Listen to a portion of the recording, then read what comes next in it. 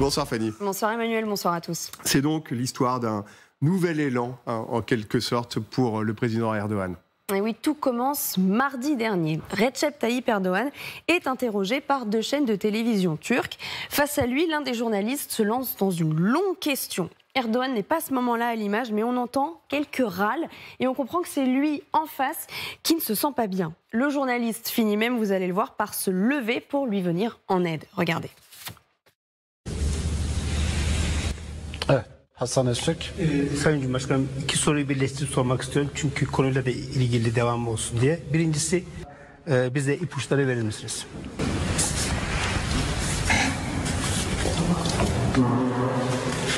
Evet. Kısa bir...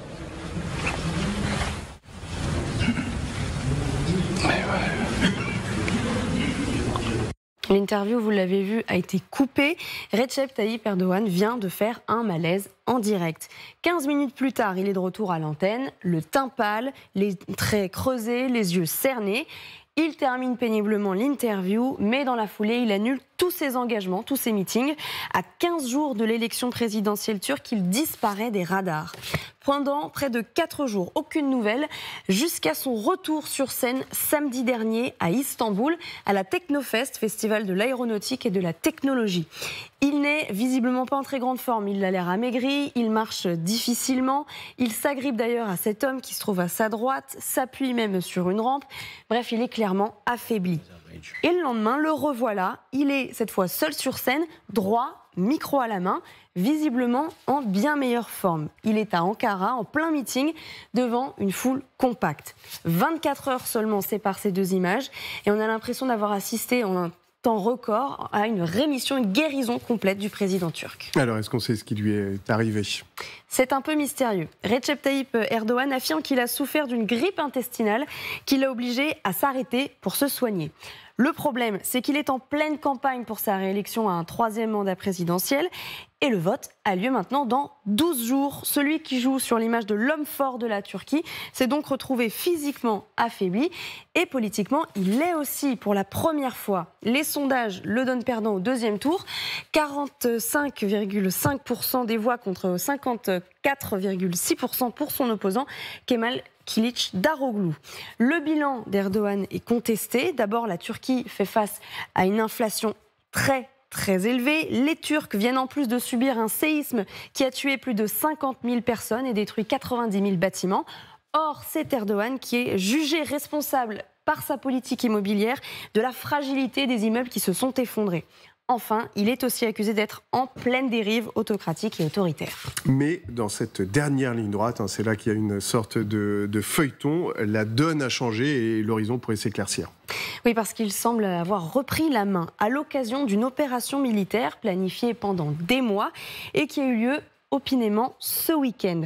C'était samedi précisément en Syrie. Les services secrets turcs ont éliminé Abu Hussein al-Kourachi, le chef présumé de l'organisation État islamique. Et c'est Erdogan lui-même qui a donné la nouvelle à la télévision. Regardez. Milli İstihbarat Teşkilatımız, DAEŞ'in sözde lideri Ebu Hüseyin el-Kureyşi kod adlı şahsı uzun süredir takip ediyordu. Şimdi bunu ilk defa buradan yayınlıyorum. Une annonce confirmée d'ailleurs uniquement par les services turcs. C'est la première fois que la Turquie mène une opération d'une telle ampleur contre un chef djihadiste de premier plan. Une opération qui pourrait donc donner à Erdogan un nouvel élan, vous l'avez dit, pour les 10 derniers jours qui lui restent dans cette course à la présidence. Merci beaucoup Fanny et Jean-Dominique Merchet, vous connaissez très bien ce pays. On avait l'impression que l'élection était jouée il y a quelques jours. On se rend compte, bien sûr, qu'après 20 ans au pouvoir, il a des ressources, Erdogan. Ah oui, il a des ressources. Alors l'élection n'est pas du tout jouée, vraiment, ni dans un sens, enfin, évidemment, ni dans un sens, ni dans l'autre. Oui, il a des ressources. Alors, il y a évidemment une usure du pouvoir. Ça fait 20 ans qu'il est au pouvoir. C'est très long, 20 ans. Il a 68 ans, donc il n'est pas si âgé que ça, mais manifestement, il n'est pas en... Voilà, il a eu un souci de santé. La médecine fait des miracles. On a dû lui donner quelques bons remontants pour qu'il puisse terminer sa campagne dans bonne forme. Il a face à lui une opposition unie, Donc effectivement, c'est pas facile, c'est pas joué pour lui. Alors, mais il ne faut pas l'enterrer. Vous savez, ces leaders sont des bêtes politiques et qui sont capables de trouver une énergie absolument formidable pour survivre. On le voit là, c'était pas prévu avec Viktor Orban. Viktor Orban, c'est le même genre d'homme. Il a réussi à gagner les élections face à une opposition unie, alors qu'il était dans l'usure du pouvoir. Autre cas, Benjamin Netanyahou en Israël, qui a réussi à revenir au pouvoir alors qu'il a des procès longs comme le bras, qu'il avait perdu les élections, il a réussi à... Voilà, on voit des choses absolument... des capacités de rebond absolument extraordinaires. Donc Erdogan peut gagner les élections, sachant qu'il y a 2 élections le 14 mai.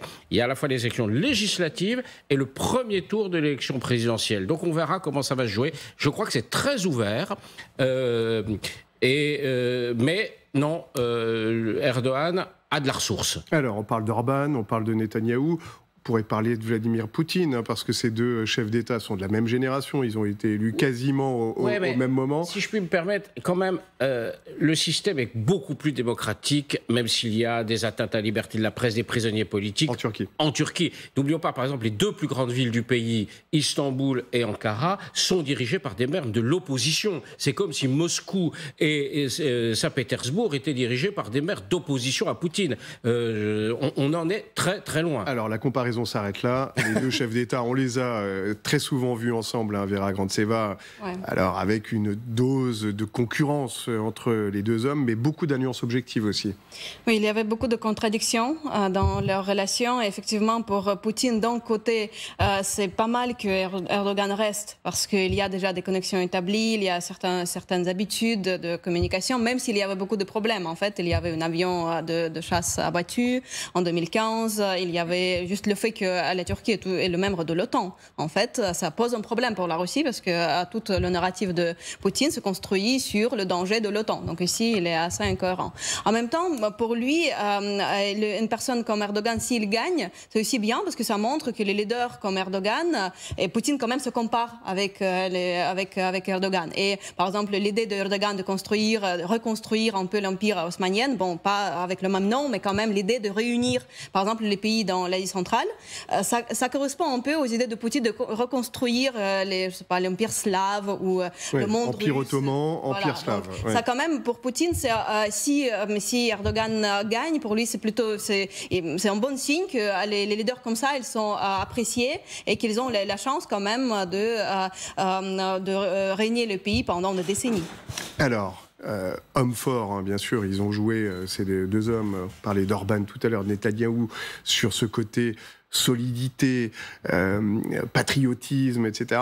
On a là, en Turquie, un adversaire, Kılıçdaroğlu, il va falloir sans doute s'habituer à prononcer son nom, qui est l'exact opposé, c'est-à-dire laïcité, pour le coup, république, et un parti pro-kurde en plus. Pro-kurde, et puis avec une alliance avec les sociodémocrates aussi du pays. Donc effectivement, pas grand-chose à voir avec le parti d'Erdogan et puis ses soutiens. On serait effectivement dans une alternance politique si cet opposant finissait par l'emporter. Là encore, c'est beaucoup trop tôt pour le dire, même si les sondages, quand même, pour l'instant, sont en sa faveur. Une courte avance, mais effectivement. Ouais. Si je reviens sur ce qui a été dit, ce qui est intéressant, c'est qu'il y a 2 élections. Et donc l'élection législative aussi, il va falloir vraiment s'intéresser aux résultats, parce que même si Erdogan est réélu, aura-t-il une majorité absolue? Avec qui devra-t-il composer? Comment sera quelle tête aura le Parlement finalement? Et ça jouera énormément dans les mois et les années qui viennent, en tout cas pour le futur mandat d'Erdogan, s'il devait en avoir un nouveau. Mais ce qui est intéressant, c'est de voir que il y aura en tout cas les 12 prochains jours une campagne qui se joue sur différents fronts. Pour l'opposition, c'est sur le bilan économique et social d'Erdogan qui effectivement n'est pas le meilleur.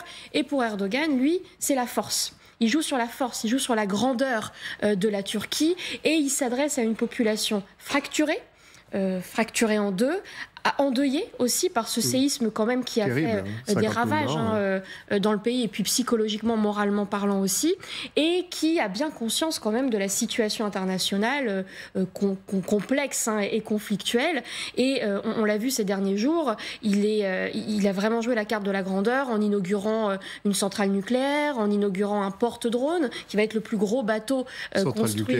Voilà, aidé par les Russes, bien sûr, par mais un des plus gros bateaux créés par les Turcs aussi. Donc voilà, il joue vraiment la carte de la puissance, et c'est une carte qui peut marcher dans le contexte actuel. Et je vais vous poser la question à tous, à commencer par vous, Emmanuel Véron. Simplement, juste une image à Marseille, parce que la diaspora turque a commencé à voter, et vous allez voir, ça ne se fait pas pour l'instant dans le calme et la félicité, puisqu'on a assisté à Marseille à des rixes entre pro-Erdogan et anti-Erdogan. Donc on voit qu'il y a une atmosphère qui est très volatile, très tendue. Bon, image anecdotique, on sait que la diaspora est importante, c'est plusieurs centaines de milliers de personnes, notamment en Allemagne.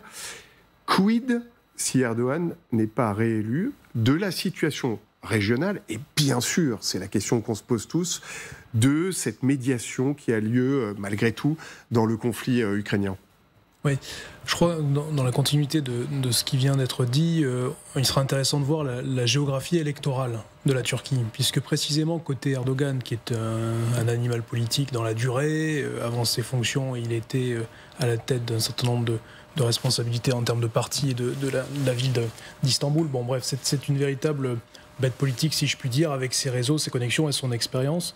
Il a puissamment, à la fois en interne et en externe, une vision pan-turquiste, post-impériale, finalement, de la politique intérieure, aussi bien de la politique internationale. Et face à lui, son concurrent, qui est peut-être issu dans une, si vous voulez, une matrice un peu périphérique à cet ensemble-là, de minorités, question des Kurdes, qui pour Erdogan est complètement corrélé à des questions de terrorisme. On renvoie à ce que vous avez présenté dans le sujet sur l'élimination du chef de Daesh. Très opportune, quelques jours avant l'élection. Et ce qui renvoie en creux, si vous voulez, dans une certaine mesure, le soutien d'un certain nombre d'administrations turques, notamment ici sécurité et renseignement, à Erdogan précisément, puisque ce sont ses troupes, ce sont ses hommes. Et si je reviens sur les questions de la diaspora, là pour le coup, et je reviendrai sur la politique internationale après, en Europe occidentale, on sait par ailleurs que les réseaux Erdogan ont noyauté, si je puis dire, une large partie des diasporas en Europe occidentale, notamment sur le territoire national, à travers un certain nombre de modalités. Je ne rentre pas dans les détails, ce n'est pas le propos. Mais ce que je veux dire par là, c'est qu'il y a, dans cette logique post-impériale, en dehors de son territoire, une vraie logique pan-turquiste, et qui renvoie vraiment à l'image politique, à la stature d'Erdogan. Si maintenant je reviens sur les équilibres régionaux, Moyen-Orient ou proche Moyen-Orient... Kilic Daroglu est élu. Voilà, il a un profil beaucoup plus pro-occidental. Plutôt pro-occidental. Quid des autres lignes de force politiques au sein de la Turquie? Je pense au FETÖ, etc. Un certain nombre de mouvements qui étaient opposés à Erdogan, avec des connexions en Amérique du Nord, des connexions là aussi en Europe occidentale. Et puis cette question des minorités, des questions kurdes, etc., qui recomposera de potentielles cartes des frontières, notamment au Moyen-Orient. Donc là, fondamentalement, on a cette géographie-là. Le jeu n'est pas fait, le jeu reste très très très ouvert. Je reste quand même assez, comment dirais-je, prudent sur les capacités de l'opposant à fondamentalement réussir dans la durée, c'est-à-dire dans les 15 prochains jours, structurer un électorat au cœur même de la matrice turque. Alors, projetons-nous malgré tout, Jean-Dominique Merchet, imaginons, il est au-dessus dans les sondages, qu'il l'emporte, que son parti ou les coalitions... Alors, sa coalition, c'est sa coalition, que se passe-t-il derrière, à l'échelle géopolitique? De manière assez évidente, il se rapprochera des Européens et des États-Unis. Ça, il n'y a absolument aucun doute là-dessus. Ce serait une mauvaise nouvelle pour Vladimir Poutine. Ce ne serait pas une bonne, à cet égard, ce ne serait pas une bonne nouvelle pour Vladimir Poutine.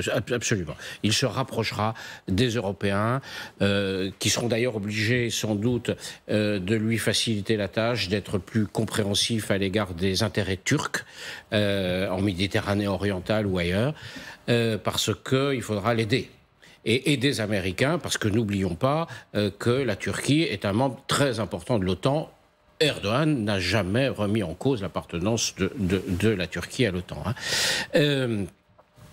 Alors, Kilicdaroglu, il appartient à une minorité religieuse qui s'appelle les Alevis, qui est, je ne vais pas rentrer dans les détails de l'histoire religieuse du Moyen-Orient et de l'islam, mais ce serait une nouveauté que quelqu'un, parce que ce qui domine en Turquie, c'est l'islam sunnite, et le parti AKP, le parti du président Erdogan, est un parti d'inspiration islamiste.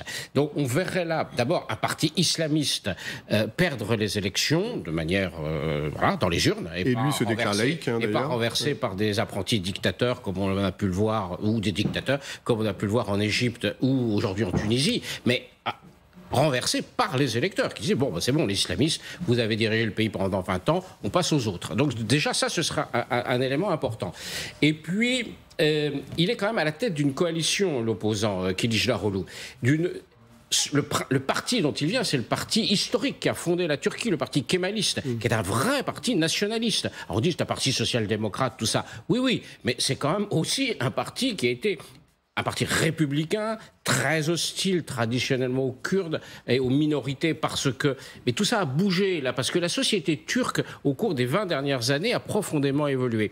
Mais il a dans sa coalition des partis nationalistes, des partis de droite nationalistes, il a même un petit parti islamiste dans sa coalition. Donc ça va être compliqué. Mais ce qu'on peut dire avec certitude, c'est qu'il se rapprochera des Européens et des Américains s'il est élu. Ce serait donc plutôt, par ricochet, vers Agantseva, une bonne nouvelle pour l'Ukraine ?